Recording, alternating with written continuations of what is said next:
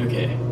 This is Brian, and I never shared this full story before, and I thought it would be really nice for myself to just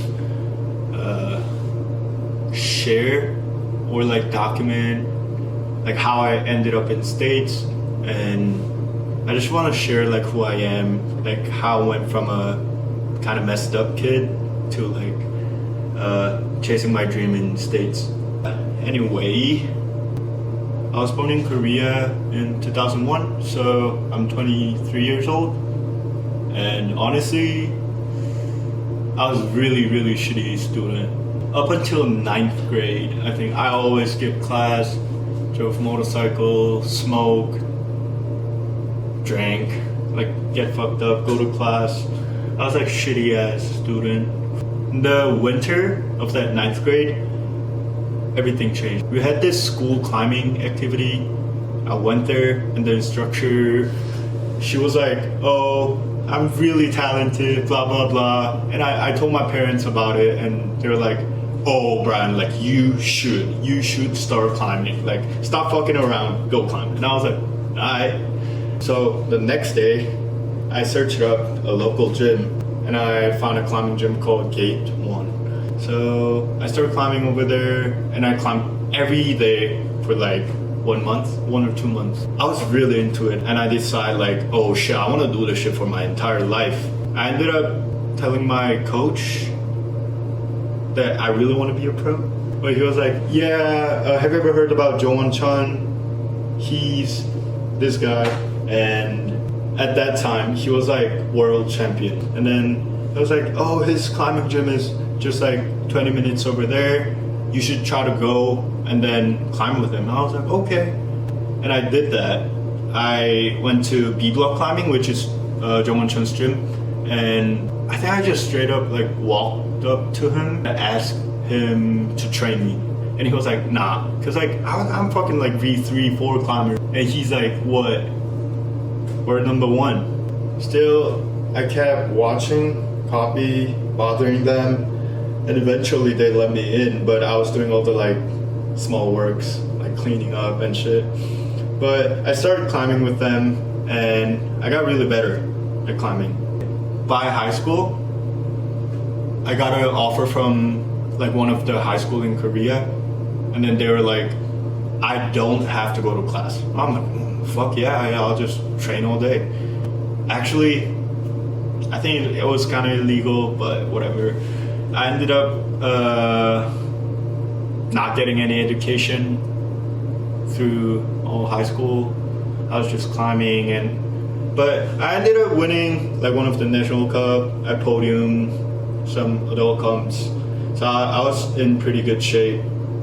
And in 2020 February, I visited Bishop with some Korean climbing friends, and I fell in love with outdoor climbing. It was my first time going to like other place to do rock climbing, and I was like, holy shit, I want to live here for my entire life. These rocks are so cool, like it's huge, just like big ass potatoes and fucking middle of nowhere, right? And I went back to Korea, and I still have to like train, compete again, because that was my thing. But when I was training, I tore my, I think it was right LCL, MRI, and doctor said like 70% tore. So yeah, I think I was climbing with my other leg with the knee brace on my right. I fucked up my finger, and I was taking a rest, doing rehab, came back to climbing, and I tore like the other side, which is my left one. I started breaking down mentally, and by March 2022, at that time I was kind of able to climb, but I was just like too traumatized to join the comps. And also it was like beginning of COVID, so all the other competition was canceled, I remember. So I decided to visit Bishop again, and I hit one of my homie, Kongdi, that I met in 2020 just for like one day at Bishop. And then I was just kind of keep in touch with him through Instagram message. And I randomly hit him up like, yo, I'm trying to go to the States by myself. Is it okay if I stay at your place? And then he was like, yeah. But I was planning on like a month trip. But he was cool with it. And then he ended up driving me to Bishop and Red Rocks. He had to work and then he could only drive up to Bishop during weekends. So during weekdays, I was just walking around LA and I loved it. I kind of get the idea of like living in LA and I was like, holy shit, now I actually want to live in the States. And Kong Di hooked me up with the guy named Alex, which is this one. And he told me he's doing PhD in Caltech and he's really smart actually.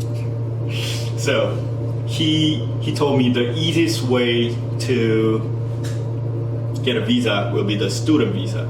So I looked up the school and then Pasadena City College was right next to Caltech and also it was close to Condi's place. I was like, oh, that looks nice. It was like 2 a.m. I was watching YouTube and I randomly just figured I can use Duolingo for it. And I did the test. Somehow, I barely made the minimum required level. Like minimum. I was actually really surprised because at that time my English was really terrible. I had to use Google Translate to talk with Condi or Alex. I mean, Alex kind of speaks Korean, so that was chill, but I was using Google Translate to talk with Condi and other people. But still, I was able to get into community college. And then after all those, I went back to Korea. I told my parents, I was like, Mom, Dad, for my first time in my life, I actually want to study in States. And they were like, holy shit, just you should move to States, you should study. And I was like, fuck yeah, but you know, actually, like, I just wanted to live closer to Bishop. And 5 months later, so 2020 August, I believe, I moved to the States, and man, it was so good. Like, at first, like before the semester starts, I was just living my life, like climbing, just eating all the good food, tacos. I love Mexican food. Anyway, I was just drinking, eating, climbing. That was it. But the semester starts, and it was miserable. I didn't know to keep my visa status, I have to get a good grade, at least like a passing grade. But at that time, as I told you, my English was terrible, and also I never actually got a proper education in Korea. My math was also terrible. Like, I didn't even fucking know like there was X, Y, Z in math. I was that level. But Alex, he helped me out like a lot. Like he was being my big brother. He taught me all the math and like he helped me writing essays, everything. But still, I was not able to pass ESL, which is English as Second Language. I failed ESL. I couldn't go to Bishop as much as I thought I would. But yeah, somehow I didn't give up. I went out to bar, talked to all the like local, I guess, picked up all the slangs, try to keep up my English. I also found my studying schedule that works really well for me and slowly start balancing with school and climbing. Oh, and also I didn't make any Korean friend at first, you know, just so I could get better at English. And every time I went to Bishop, I tried to talk to like a lot of people. I didn't care if they were world class. I had no shame. Like I just walked up and then said what's up, try to get close with them. I just wanted to make friends and my own connection. I told my right LCL again while I think I was warming up in like local climbing gym.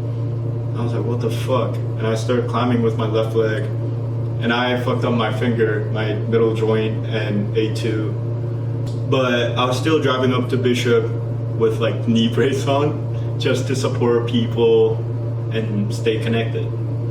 I think I was really desperate to like keep my connection and try to find a way to survive in the States. During that time, I started filming and editing videos. I just wanted to be close in the climbing scene. Kongdi and Alex helped me again. Like, Kongdi hooked me up with his camera, which I'm using it right now. Thanks, Kongdi.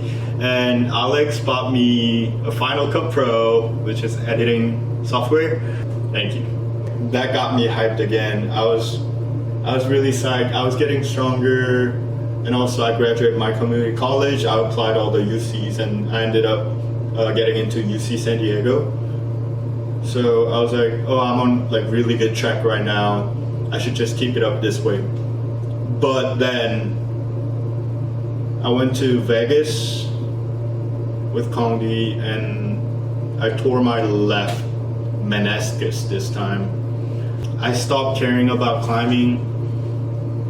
I drank a lot. I had eating disorder. I start like drinking at like middle of the day, get fucked up, download Uber Eats again. I'll order like a couple $100 worth.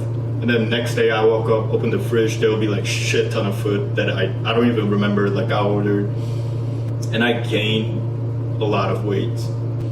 I just wanted to get drunk 24/7, eat food 24/7, just don't care about climbing. But I still went to Squamish and Rocklands because there was just like already planned trip. I already had like a flight. I couldn't get a refund. So I ended up in Squamish and Rocklands, and I was just filming, drinking, editing videos.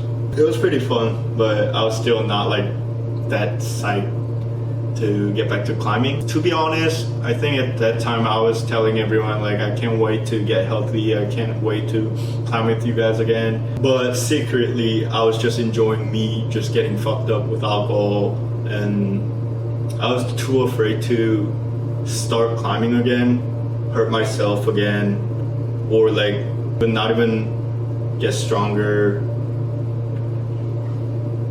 I don't know, it was just like I was just being a pussy. Then I think it was like half a year ago from now, I visited Salt Lake City, Zach Gala's place, and I met like all the homies there, and that really fired me up again. The climbing community over there was so insane. I really loved it. I really want to climb again. So I came back to San Diego and I decided to be sober. I stopped drinking. I ran a lot, like 60-70 miles per week. Also, I swam every day and lift. And in a couple months, I dropped my weight like 175.6 to 155, which is pretty good. And I started climbing again. I was only able to climb 1 or twice a week, but that still made me happy. And I think after 3 weeks I started climbing.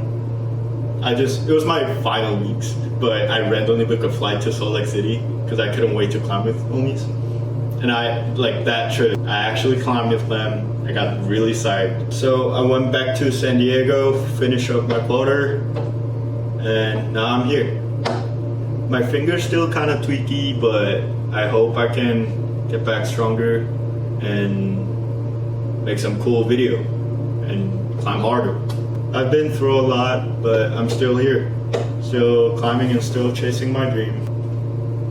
Thank you for listening. Damn, I'm really good at talking to the camera, like I can't see the fucking lens.